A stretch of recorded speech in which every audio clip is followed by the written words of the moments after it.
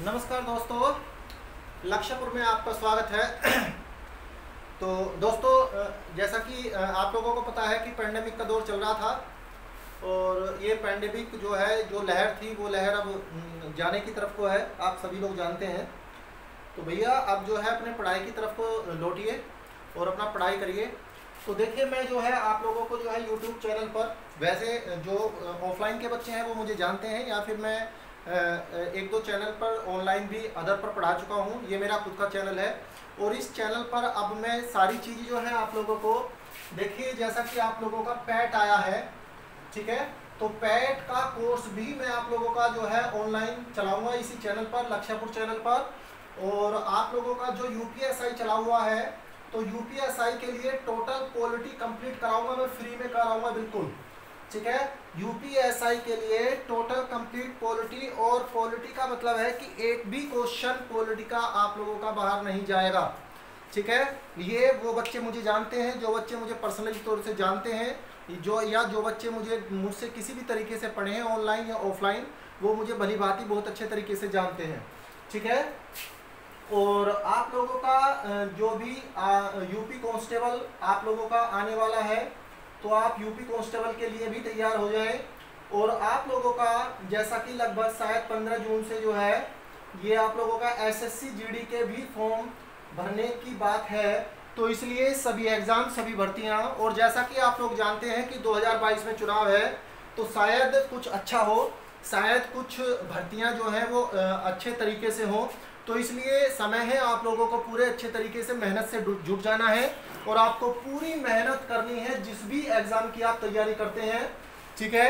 चलिए देखिए, यूपीएसआई का फॉर्म जो है अभी भरे जा रहे हैं, उसके बारे में तो आप लोगों को, क्योंकि काफ़ी दिन से फॉर्म भरे जा रहे हैं, तो आप लोगों को उसके बारे में जानकारी होगी। लेकिन पैट जो है एक नई समस्या आप लोगों के सामने आई है, तो मैं एक दिन एक वीडियो पैट के ऊपर भी बनाऊंगा। क्या पैट का सिलेबस है, किस तरीके से आप लोगों को पैट की तैयारी करनी है, क्या क्या पैट में पढ़ना है, सारी चीज़ें हम कवर करेंगे पैट की भी, ठीक है। और पैट का प्रॉपर एक कोर्स चलाएंगे पैट का भी, ठीक है। तो इसलिए पैट का बात जो हम एक अलग से वीडियो में करेंगे पैट के ऊपर, ठीक है। चलिए फिलहाल मैं आप लोगों को जो यहाँ पर बताने के लिए आया हूँ, मैं आप लोगों को बताने आया हूँ, पॉलिटी के ऊपर बात करने आया हूँ, क्योंकि हम जो है काफ़ी दिन से इसे पॉलिटी को स्टार्ट करना चाह रहे थे। मैं पॉलिटी का एक कॉमन बैच जो है आप लोगों को ऑनलाइन यूट्यूब पर ही पॉलिटी कंप्लीट कराने का मेरा एक मकसद था, लेकिन किसी वजह से जो है कर नहीं पा रहा था। बीच में पेंडेमिक वगैरह आ गया तो कुछ समस्या आ गई, इस वजह से इसे कर नहीं पा रहा था। लेकिन अब मैं इसे चाहता हूं कि आप लोगों का पॉलिटी, मैं आप लोगों को जो है पूरी की पूरी पॉलिटी आप लोगों को यूट्यूब पर पढ़ाऊँ, ठीक है। तो देखिए, हम समझते हैं सबसे पहले पॉलिटी, और इसको हम स्टार्ट करते हैं। इसका मैंने थोड़ा बहुत डेमो तौर पर जो है एक आध जो आप लोगों को वीडियो मैंने डाल रखा है, जैसे मौलिक अधिकार का जो है छोटा सा वीडियो, उसमें जो है 5-7 आर्टिकल उसमें कवर हुए हैं, तो इस तरीके से मैंने डाला हुआ है। लेकिन हम इसे बिल्कुल स्टार्टिंग से, मैं पॉलिटी को स्टार्ट करने जा रहा हूँ बिल्कुल स्टार्टिंग से, ठीक है। अब देखिए, स्टार्टिंग से पॉलिटी हम पढ़ेंगे राज्य व्यवस्था। जैसा कि भैया आप लोग जानते हैं कि पॉलिटी का जो बहुत महत्वपूर्ण रोल है किसी भी एग्जाम में, सभी एग्जाम्स में पॉलिटी का बहुत महत्वपूर्ण रोल है। और जो यूपीएसआई की तैयारी करने वाले बच्चे हैं उसमें तो पॉलिटी का आप लोग जानते हैं कि जीएस के 40 क्वेश्चन अगर आने हैं तो 40 में से 20 क्वेश्चन पॉलिटी से आने हैं, ठीक है। हालांकि उसमें मूल विधि भी है, लेकिन मूल विधि से अपेक्षा 2-3 क्वेश्चन की है, बस उससे ज़्यादा क्वेश्चन नहीं आते हैं। लेकिन आप पढ़ेंगे और कराऊंगा मूल विधि भी, कोई ऐसी घबराने वाली बात नहीं है। लेकिन आप लोग सबसे पहले पॉलिटी को तैयार करें, क्योंकि 20+ क्वेश्चन तो आप लोगों के पॉलिटी से ही तैयार हो जाते हैं, ठीक है। तो चलिए हम पॉलिटी को स्टार्ट करते हैं और पॉलिटी को एंजॉय कीजिए। देखिए भैया, पॉलिटी यानी कि राज्य व्यवस्था, और इसे आप लोग जो है संविधान भी बोलते हैं। क्या बोलते हैं? इसे संविधान भी बोलते हैं। और देखिए, हमारे सिलेबस में जो संविधान होता है वो भारत का ही संविधान हम लोगों को पढ़ना होता है। किसका संविधान पढ़ना होता है? भारत का संविधान ही हम लोगों को पढ़ना होता है। तो देखिए, संविधान के बारे में समझिए। संविधान, जो हमारा संविधान है, हमारा संविधान, सबसे पहली बात तो ये है कि हमारा संविधान पूरी दुनिया का सबसे बड़ा लिखित संविधान है। कैसा है? पूरी दुनिया का सबसे बड़ा लिखित संविधान है हमारा संविधान, ठीक है। तो हमारे संविधान की सबसे पहली खासियत क्या है? हमारा संविधान दुनिया का सबसे बड़ा लिखित संविधान है। और अमेरिका का संविधान दुनिया का सबसे पहला लिखित संविधान है, और ब्रिटेन का संविधान दुनिया का सबसे बड़ा अलिखित संविधान है। दुनिया का संविधान, ब्रिटेन का जो संविधान है, इंग्लैंड का जो संविधान है, वो कैसा संविधान है? वो अलिखित संविधान है। लेकिन हमारा संविधान लिखित संविधान है, और हमारा संविधान दुनिया का सबसे बड़ा लिखित संविधान है। कैसा है? दुनिया का सबसे बड़ा लिखित संविधान है। ठीक है, अब देखिए इस संविधान के बारे में, हमारे यहाँ की व्यवस्था के बारे में, संविधान सभा के बारे में एक एक चीज मैं आप लोगों को एक एक चीज क्लियर कराने वाला हूँ। तो देखिए, सबसे पहली बात तो ये है कि हमारे जो संविधान में जो प्रकृति है हमारे संविधान की, वो कैसी है। तो सबसे पहले पढ़ेंगे, देखिए आप लोग जो है, आप लोग आगे मैं आप लोगों को बताता चलूंगा। देखिए हमारे संविधान में सबसे पहले मैं बता देता हूं कि हमारे संविधान में 395 तो है आर्टिकल। कितने आर्टिकल हैं? हालांकि ये अनुच्छेद मूल संविधान में 395 थे, आज 465 है। लेकिन अगर अंतिम अनुच्छेद की बात करें तो अंतिम अनुच्छेद आज भी 395 ही है। ठीक है, ये सारी चीजें मैं आप लोगों को क्लियर कराऊंगा, आप लोगों को घबराने वाली जरूरत नहीं है। ठीक है, हमारे संविधान में इस समय 12 भाग हैं, लेकिन हमारे संविधान में इस समय 25 भाग हैं, लेकिन मूल संविधान में 22 भाग थे। मैं मूल संविधान के यहाँ पर लिख रहा हूँ, मूल संविधान में कितने भाग थे? 22 भाग थे। 22 और 4 उसमें ऐड करे गए, वो 4 ऐड में एक एक चीज आप लोगों को कराने वाला हूँ। 4 ऐड करे गए, 1 घटाया गया, इस तरीके से अब 25 भाग हैं। ठीक है, अनुच्छेद, भाग, भाग के बाद आप लोगों का आता है अनुसूचियां। क्या आता है? अनुसूचियां। तो अनुसूची हमारे जो है मूल संविधान में 8 अनुसूचियां थी, 4 अनुसूचियां बाद में जोड़ी गई थी। इस तरीके से अब टोटल 12 अनुसूचियां हैं। ठीक है, अब हम सबसे पहले बात करने वाले हैं, देखिए हमारा जो संविधान है, हमारा संविधान में आर्टिकल, सबसे पहला जो आर्टिकल है, आर्टिकल 1 से 395 तक आर्टिकल में अनुच्छेदों में संविधान को लिखा गया है। तो पहला जो आर्टिकल है, इसी में लिखा हुआ है भारत राज्यों का संघ है। क्या लिखा हुआ है? भारत राज्यों का संघ है। अब सबसे पहले इस संघ की ही बात करते हैं। मतलब हमारे संविधान की जो प्रकृति है वो संघीय प्रकृति है। कैसी प्रकृति है? संघीय प्रकृति है। लेकिन कुछ विदेशी विशेषज्ञ जो हैं हमारी संघीय प्रकृति की आलोचना भी करते हैं। हमारे संघ को कहा जाता है कि ये पूरे तरीके से संघीय प्रकृति नहीं है, ये एकात्मकता की तरफ को इसका झुकाव है। कैसा झुकाव है? एकात्मकता की तरफ को झुकाव है। अब देखिए कैसे, हमारा जो संघ है, हमारा संघ को अर्ध संघ कहा जाता है। रियल में जो हमारा संघ है इसे अर्ध संघ कहा है विशेषज्ञों ने। अब वो क्यों कहा है उसे समझिए, मैं आप लोगों को बता देता हूं। देखिए आप मोटा मोटा ये समझिए एक्चुअल में संघ होता क्या है। एक्चुअल में संघ होता क्या है? संघ होता है, मान लीजिए देखिए 10-5 लोग हैं, 10-5 लोग एक मिलकर कोई संघ बना लें, कोई कमेटी बना लें और उसमें सभी लोगों की बातों को पूरा पूरा माना जाए, वो कहलाता है संघ। क्या कहलाता है? संघ कहलाता है। लेकिन अगर 10-5 लोग हैं और वो मान लीजिए उनमें किसी एक की पावर ज्यादा हो तो उसे आप संघ, पूरे तरीके से उसे संघ नहीं कहा जाएगा। जैसे देखिए जैसे अमेरिका है तो अमेरिका का भी संघ कहा जाता है, क्योंकि अमेरिका का नाम है संयुक्त राज्य अमेरिका, यूएसए। और भारत को भी राज्यों का संघ कहा जाता है, लेकिन हमारे संघ और अमेरिका के संघ में अंतर है। अमेरिका का जो संघ है ये है फेडरल, हमारा जो संघ है इसे कहा जाता है यूनियन। और यूनियन और फेडरल में क्या अंतर है यही हमें समझना है। देखिए अंतर क्या है। सबसे पहले मैं अमेरिका से तुलना करता हूं। अमेरिका में जो है 50 स्टेट हैं और उन 50 स्टेट का जो है सभी का अपना अपना झंडा होता है, सभी राज्यों का अपना अपना झंडा होता है। लेकिन आप जानते हैं हमारे भारत के अंदर इस समय 28 राज्य हैं, 8 केंद्र शासित प्रदेश हैं, लेकिन हमारे भारत का केवल एक झंडा है और उसका नाम है तिरंगा। इसलिए हमारे भारत के राज्यों का अलग झंडा नहीं होता है। ठीक है, इसी तरीके से तो इसका जो है झंडा सभी राज्यों का अलग होता है। यहाँ पर झंडा सभी राज्यों का केवल एक ही झंडा होता है। यहाँ पर संविधान जो है अमेरिका में सभी राज्यों का अपना अपना संविधान होता है, लेकिन हमारे भारत के सभी राज्यों का संविधान केवल एक ही संविधान है। राज्यों के बारे में भी व्यवस्था और केंद्र के बारे में भी व्यवस्था, सारी व्यवस्था जो लिखी गई है वो एक ही संविधान में लिखी गई है, केवल और केवल एक संविधान में लिखी गई है। ठीक है नहीं? और जो है यहाँ, तो अब इसे कहा क्या जाएगा, कहने का मतलब है। और देखिए यहाँ पर जो राज्य हैं, अमेरिका के जो राज्य हैं, वो अमेरिका से अगर अलग होना चाहते हैं यूएसए से, तो वो कभी भी अमेरिका से अलग हो सकते हैं। लेकिन हमारे भारत के राज्य ऐसा नहीं कर सकते। हमारे भारत के राज्य जब भी अलग होना चाहे भारत से, वो भारत से अलग नहीं हो सकते। इसी वजह से हमारे भारत को कहा जाता है अखंड भारत। और ये अखंडता शब्द जो है, ये हमारे जो मैं अभी आप लोगों को आगे प्रस्तावना पढ़ाऊंगा।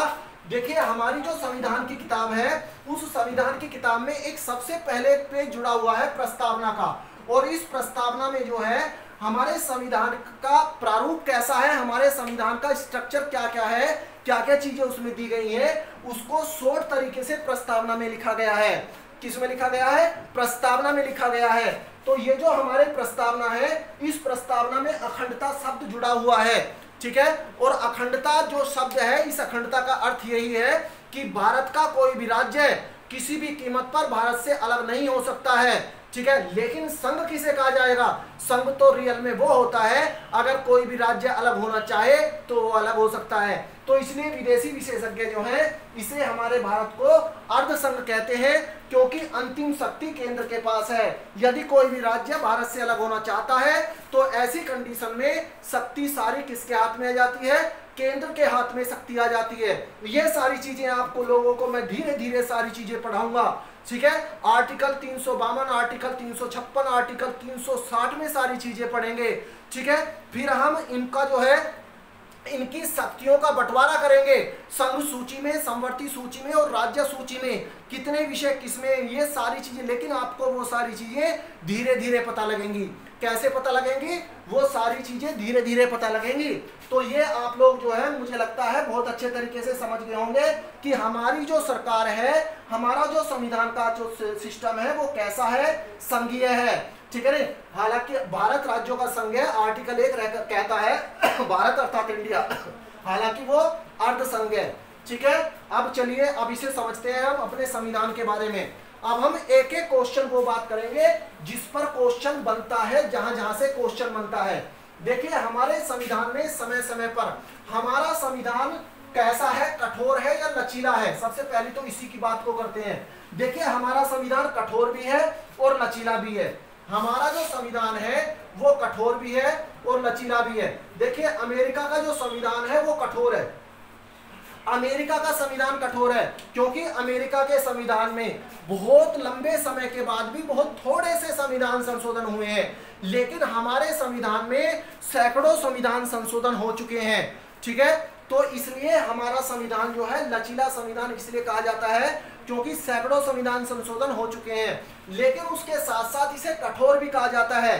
क्यों कहा जाता है, देखिए अभी समझाता हूं इस बात को मैं आपके बारे को। सुनिए, आर्टिकल 368 में लिखा गया है कि संविधान में संशोधन किया जा सकता है। देखिए भैया, जब हमारा संविधान बनाया, हमारे संविधान वेत्ताओं ने, संविधान निर्माणकर्ताओं ने संविधान बनाया, तो उन संविधान वेत्ताओं के दिमाग में यह भी तो आया होगा कि आने वाला समय जो है, समय चेंज होगा, समय में अलग अलग परिस्थितियां पैदा होंगी, अलग अलग कंडीशन पैदा होंगी, टेक्नोलॉजी का भी विकास होगा, तो बहुत सारी चीजें नई नई आएंगी, ऐसी चीजें आएंगी जो इस समय पर नहीं है।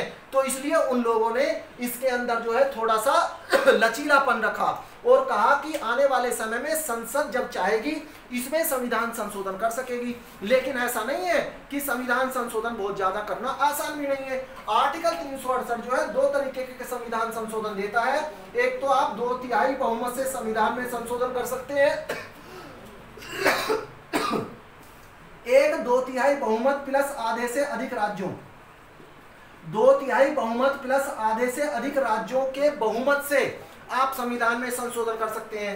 एक संशोधन होता है 50% से अधिक बहुमत पर, लेकिन ये आर्टिकल 368 में नहीं आता है, इसे आर्टिकल 368 के अंदर नहीं माना जाता है, ठीक है। तो इसलिए अब 2/3 बहुमत बहुत टिपिकल चीज है, उसके साथ साथ आधे से अधिक राज्यों का बहुमत ये बहुत ही ज्यादा टिपिकल चीज है। तो और ये 50% बहुमत ये बहुत आसान चीज है। तो इसलिए कुछ चीजें, कुछ प्रावधान ऐसे हैं, कुछ प्रोविजन ऐसे हैं जिन्हें जो है आप 50% से ही बदल सकते हैं, तो इसलिए कहा जाता है लचीला है। लेकिन कुछ प्रोविजन ऐसे हैं, या कुछ प्रोविजन कैसे, संविधान के मूल ढांचे से संबंधित। अगर मान लीजिए संविधान के मूल ढांचे से संबंधित, हालांकि मैं आप लोगों को आगे मूल ढांचा भी बताऊंगा, और मूल ढांचा क्या है, मूल ढांचा की व्याख्या करने का काम है सुप्रीम कोर्ट का समय समय पर। देखिए हमारा जो संविधान है, इस संविधान के अंदर मान लीजिए संविधान वेत्ताओं ने इसके अंदर जो भी शब्द लिखे हैं, अगर उन शब्दों का कोई भी अर्थ हमारे समझ में नहीं आता है, किसी के समझ में नहीं आता है, तो उस शब्द की व्याख्या जो करने की पावर है वो सुप्रीम कोर्ट को दी गई है। किसको दी गई है? वो सुप्रीम कोर्ट को दी गई है। तो समय समय पर सुप्रीम कोर्ट जो है इन शब्दों की व्याख्या भी करता रहता है। ठीक है, तो हम जो है इसी तरीके से हमारा संविधान कठोर भी है और हमारा संविधान लचीला भी है। ठीक है, तो अब हमारा जो संविधान का पहला टॉपिक होगा, संविधान के पहले टॉपिक का नाम होगा क्या? संविधान के पहले टॉपिक का नाम होगा संविधान सभा। संविधान के पहले टॉपिक का नाम है जी संविधान सभा। क्या नाम है? संविधान सभा। ठीक है, अब देखिए सबसे पहले आप बात समझिए, सबसे पहले संविधान सभा का विचार किसने दिया? सबसे पहले तो क्वेश्चन ये पूछा जाता है कि संविधान सभा का विचार सबसे पहले किसने दिया? तो वो थे एम.एन. राय। कौन थे? एम.एन. राय। एम.एन. राय ने सबसे पहले संविधान सभा का विचार दिया। ठीक है, एम.एन. राय ने सबसे पहले संविधान सभा का विचार दिया। दूसरा क्वेश्चन 1934 में दिया। दूसरा क्वेश्चन है संविधान सभा किसके आधार पर बनाई गई? किसकी रिपोर्ट पर बनाई गई? तो कैबिनेट मिशन योजना के आधार पर। कैबिनेट मिशन योजना के आधार पर। ठीक है, यह भी पूछा जाता है संविधान सभा कैबिनेट मिशन योजना 1946 की रिपोर्ट पर बनाई गई। कैबिनेट मिशन आया और कैबिनेट मिशन में अंग्रेजों ने कहा भारतीयों से कि आप अपना संविधान बनाइए। ठीक है, हालांकि बात क्रिप्स मिशन में भी कही गई थी, लेकिन क्रिप्स मिशन 1942 में आया और उस समय जो है भारतीयों ने ये बात नहीं मानी, मतलब कुछ शर्तें थी जो नहीं मानी गई और इस वजह से उस समय संविधान सभा नहीं बनाई गई। ठीक है, तो कैबिनेट मिशन योजना 1946 के अनुसार संविधान सभा बनाई गई। ठीक है, अब इसके जो है इसमें सदस्य कौन कौन थे? इसमें देखिए एक तो थे सर पैट्रिक लॉरेंस। जब ये कैबिनेट मिशन आया तो इसमें 3 सदस्य थे। एक तो थे सर पैट्रिक लॉरेंस, ये थे अध्यक्ष। एक दूसरे थे स्टैफोर्ड क्रिप्स। कौन थे? Stafford Cripps. ये स्टैफोर्ड क्रिप्स वही थे जो इस क्रिप्स मिशन के अध्यक्ष थे 1942 में। ये यहाँ पर सदस्य बन के आए थे। और तीसरे थे वो अलेक्जेंडर। ठीक है, sir Patrick Lawrence, Stafford Cripps और अलेक्जेंडर। ठीक है, इन तीनों लोगों ये लोग तीनों लोग आए और कैबिनेट मिशन योजना के आधार पर संविधान सभा बनाई गई। अब देखिए सुनिए, अब संविधान सभा जो है, संविधान सभा की पहली बैठक 9 दिसंबर 1946 में हुई। संविधान सभा की पहली बैठक 9 दिसंबर 1946 में हुई। इसमें 207 सदस्यों ने भाग लिया। कितने सदस्यों ने भाग लिया? इसमें 207 सदस्यों ने भाग लिया और इसमें जो है 9 महिला सदस्यों ने भाग लिया। 9 महिला सदस्यों ने भाग लिया और मुस्लिम लीग ने इसका बहिष्कार किया। मुस्लिम लीग ने इसका बहिष्कार किया और इसके अध्यक्ष थे डॉक्टर सच्चिदानंद सिन्हा। ठीक है, डॉक्टर सच्चिदानंद सिन्हा। ठीक है, तो क्वेश्चन आप लोगों से पूछा जाता है कि बताइए संविधान सभा के उद्घाटन समारोह के अध्यक्ष कौन थे? डॉक्टर सच्चिदानंद सिन्हा थे। उद्घाटन समारोह के अध्यक्ष डॉक्टर सच्चिदानंद सिन्हा। क्योंकि उद्घाटन समारोह कब हुआ था? उद्घाटन समारोह हुआ था 9 दिसंबर 1946 में।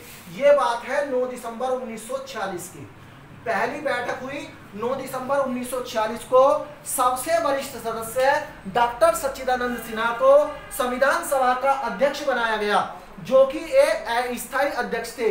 ये कैसे अध्यक्ष बनाए गए? देखिए, चुने नहीं गए थे, ये अस्थायी रूप से बना दिए कि जब तक कोई स्थायी अध्यक्ष आता है, जब तक अध्यक्षता ये करेंगे, क्योंकि ये सबसे वरिष्ठ सदस्य थे।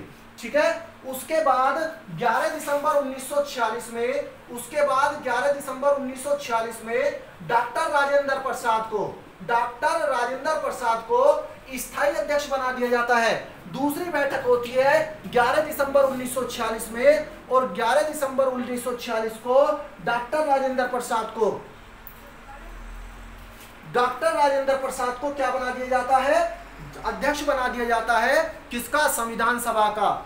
इन्हें, ये कैसे अध्यक्ष हैं, ये स्थायी अध्यक्ष हैं। अगर आप लोगों से पूछा जाता है संविधान सभा के पहले अस्थायी अध्यक्ष, तो डॉक्टर सच्चिदानंद सिन्हा। अगर आपसे पूछा जाता है संविधान सभा के पहले स्थायी अध्यक्ष, तो स्थायी अध्यक्ष कौन थे, तो डॉक्टर राजेंद्र प्रसाद, और अस्थायी अध्यक्ष सच्चिदानंद सिन्हा। ठीक है। अब देखिए तीसरी बैठक होती है 13 दिसंबर 1946 में। तीसरी बैठक होती है 13 दिसंबर 1946 में, और 13 दिसंबर 1946 में पंडित जवाहरलाल नेहरू के द्वारा क्या किया गया, उसे आप लोगों को समझना है। ठीक है, ये सारी चीजें तो आप लोग यहां तक समझ गए। अब देखिए पंडित जवाहरलाल नेहरू के द्वारा क्या किया गया। तीसरी बैठक हुई 13 दिसंबर 1946 में, और 13 दिसंबर 1946 पंडित जवाहरलाल नेहरू ने, JL नेहरू ने उद्देश्य प्रस्ताव पेश किया। क्या किया भैया, उद्देश्य प्रस्ताव पेश किया, और उस उद्देश्य प्रस्ताव को ही बाद में प्रस्तावना बना दिया गया। जो हमारे संविधान के पहला पेज लिखा हुआ है प्रस्तावना का, हमारे जो संविधान की किताब है उस संविधान का पहला पेज जो है उसमें प्रस्तावना लिखी हुई गई है। आगे अगला चैप्टर जब प्रस्तावना का होगा तो उस प्रस्तावना के बारे में मैं आपको सारा बताऊंगा। हम भारत के लोग भारत को संपूर्ण प्रभुत्व संपन्न समाजवादी पंथ निरपेक्ष लोकतंत्रात्मक गणराज्य बनाने के लिए तथा उसके समस्त नागरिकों को सामाजिक, आर्थिक और राजनीतिक न्याय, विचार, अभिव्यक्ति, विश्वास, धर्म और उपासना की स्वतंत्रता, तो ये सारी कितने प्रकार के न्याय, कितने प्रकार की स्वतंत्रता, कितने प्रकार की समता, ये सारी चीजें पूछी जाती हैं प्रस्तावना से। कितने बार संशोधन हुआ प्रस्तावना ने, तो संविधान सभा के बाद हम प्रस्तावना ही पढ़ने वाले हैं। तो इसलिए प्रस्तावना जो है ये प्रस्तावना, उद्देश्य प्रस्ताव जो 13 दिसंबर 1946 को जवाहरलाल नेहरू ने संविधान सभा के सामने रखा था, उसी को बाद में प्रस्तावना बना दिया गया, वही प्रस्तावना है। ठीक है। अब ये जो उद्देश्य प्रस्ताव था, लेकिन ये पास नहीं हुआ, ये माना नहीं गया 13 दिसंबर 1946 में। ये पास कब किया, ये पास हुआ 22 जनवरी 1947 में। संविधान सभा ने इसे पास किया 22 जनवरी 1947 में। संविधान सभा ने इसे पास कर दिया। क्या कर दिया, 22 जनवरी 1947 में संविधान सभा ने इसे पास कर दिया। समझ में आ गई बात। तो ये आप लोग, अब ये सारी चीज, अब मैं यहाँ से जैसे जैसे मैंने स्टार्ट किया है ऐसी ऐसी मैं आप लोगों को एक एक चीज। अब देखिए हमारे संविधान को बनने में टोटल 2 साल 11 महीने 18 दिन का समय लगा। हमारे संविधान को बनने में टोटल 2 साल 11 महीने 18 दिन का समय लगा। और हमारे संविधान में टोटल 12 बैठकें हुई या अधिवेशन हुए। इन्हें मैं कल समझाऊंगा आने वाले समय में। देखिए अधिवेशन और बैठकों में वैसे अंतर होता है, लेकिन चूंकि एग्जाम में एग्जामिनर कई बार गलत सवाल पूछते हैं, वो मैं आप लोगों को समझाऊंगा सारी। ठीक है। 11वीं जो बैठक थी, जिसे 11वीं, हालांकि वो 11वें अधिवेशन की अंतिम बैठक थी, जो 26 नवंबर 1949 को हुई थी। कब हुई थी, जो 26 नवंबर 1949 को हुई थी। और 12वीं बैठक या सबसे अंतिम बैठक वो 24 जनवरी 1950 को हुई थी। उसे 12वीं बैठक कहा जाता है। हालांकि ये बैठक और अधिवेशन में अंतर होता है। जो 11वीं थी वो अधिवेशन, 11वें अधिवेशन की सबसे, इसे मैं बिल्कुल आपको डीपली करके बताऊंगा। लेकिन आपको एग्जाम में अगर 12 आंसर आता है कि बताइए संविधान में कुल कितने अधिवेशन हुए, तो 12 अधिवेशन हुए। कितनी बैठकें हुई, तो 12 बैठकें हुई। ठीक है नहीं, तो वे मैं आप लोगों को क्लियर कराऊंगा। ठीक है। तो आप लोगों को जो है ये सारी चीजें, हमारे संविधान को बनने में 2 साल 11 महीने 18 दिन का समय लगा। फिर हमारा संविधान जो है, देखिए संविधान जब संविधान की सभा बनी, फिर संविधान में कैसे कैसे चुनाव हुआ ये भी मैं अगली वीडियो में बताऊंगा। अप्रत्यक्ष रूप से चुनाव हुआ, किसने वोट दी थी, संविधान के जो सदस्य बने थे उसमें किन किन लोगों ने वोट दिया था। ठीक है, और वो वोट जो है किस पद्धति के द्वारा हुआ था। देखिए हमारा जो संविधान बना था तो संविधान में प्रत्यक्ष ना ही तो चुनाव हुआ था और ना ही सभी ने वोट दी थी, ठीक है। ऐसा क्योंकि अंग्रेजों ने कहा था कि इस तरीके का चुनाव कराने का हमारे पास समय नहीं है, आप अपनी संविधान सभा बनाइए जल्दी से जल्दी, ठीक है। तो मैं आप लोगों को आगे समझाने वाला हूं कि संविधान सभा किस तरीके से चुनी गई, ठीक है, और संविधान सभा में कुल कितने सदस्य थे। टोटल संविधान सभा में 389 सदस्य थे, 296 जो है वो ब्रिटिश रियासत से थे और 93 सदस्य जो थे वो देसी रियासत से थे। देसी रियासत पर तो चुनाव ही नहीं हुआ था और 296 जो ब्रिटिश रियासत थी उन पर चुनाव हुआ था। उनमें से 208 सदस्य जो चुनकर आए वो कांग्रेस के चुनकर आए और 93 सदस्य जो थे वो किसके चुनकर आए, मुस्लिम लीग के, सॉरी 73 सदस्य मुस्लिम लीग के चुनकर आए और 15 सदस्य अन्य दलों के सदस्य चुनकर आए, ठीक है नी। और हमारे संविधान सभा में एक महिला सदस्य थी जिनका नाम था क्या, बेगम रसूल, ठीक है नी। एक महिला सदस्य थी जिनका नाम था बेगम रसूल, ठीक है। केवल एक महिला सदस्य थी, हमारे मुस्लिम महिला सदस्य, केवल एक मुस्लिम महिला सदस्य थी, ठीक है। फिर मैं आप लोगों को अब देखिए ये जो संविधान सभा बनी उन सभी के बारे में मैं तेजी से नहीं बता रहा, ये इन्हें मैं कल बताऊंगा सारी एक एक चीजें। अभी मैंने यहाँ तक बताया है ये सारी चीजें, आप इन्हें उतार लें। मैंने अभी आप लोगों को 13 दिसंबर 1946 तक बताया, फिर उसके बाद प्रस्तावना जो पास हुई वो 22 जनवरी 1947 में हुई। फिर इसके आगे मैं एक एक चीज आप लोगों की जो क्लियर करने वाला हूं उसे आप आगे समझेंगे। ये चुनाव के बारे में मैं आगे इसमें चुनाव के बारे में बताऊंगा। देखिए हमारे जो संविधान की सभा थी, हमारी संविधान सभा में समितियां बनाई, ठीक है, बहुत सारी समितियां बनी, 12-13 समितियां बनी। उन समितियों के अध्यक्ष भी पूछे जाते हैं, झंडा समिति के अध्यक्ष कौन थे। इसी तरीके से एक समिति थी बड़ी महत्वपूर्ण, उस समिति का नाम था प्रारूप समिति और प्रारूप समिति के अध्यक्ष यानी कि ड्राफ्टिंग कमेटी के अध्यक्ष डॉक्टर भीमराव अंबेडकर थे, जिन्हें संविधान का निर्माणकर्ता कहा जाता है।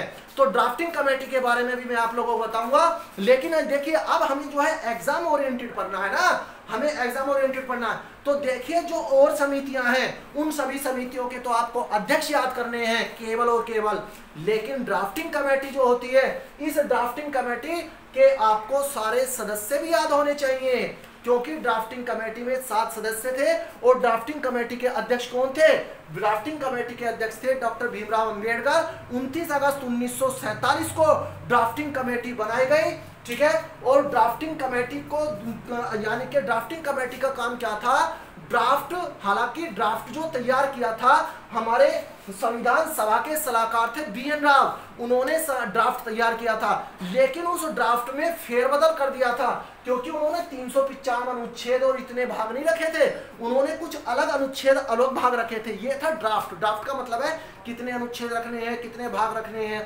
उस ड्राफ्ट में फेरबदल किया ड्राफ्टिंग कमेटी ने, और फेरबदल करके फिर उसको अपनी नजर में सारा काम करना वो ड्राफ्टिंग कमेटी का काम था, ठीक है। तो ड्राफ्टिंग कमेटी में टोटल 7 सदस्य थे। 7 सदस्यों के नाम आप लोगों को मैं याद कराऊंगा, ठीक है, वो सारे भी आप लोगों को आगे पढ़ने हैं, ठीक है। अभी आप इसे जो है केवल यहीं तक पढ़े, फिर वीडियो काफी लंबी हो जाएगी, ठीक है, इसलिए मैं इसे अभी आगे नहीं कर रहा हूं, ठीक है। इसमें जो है अभी आप लोगों को चीजें सारी समझाऊंगा, ठीक है।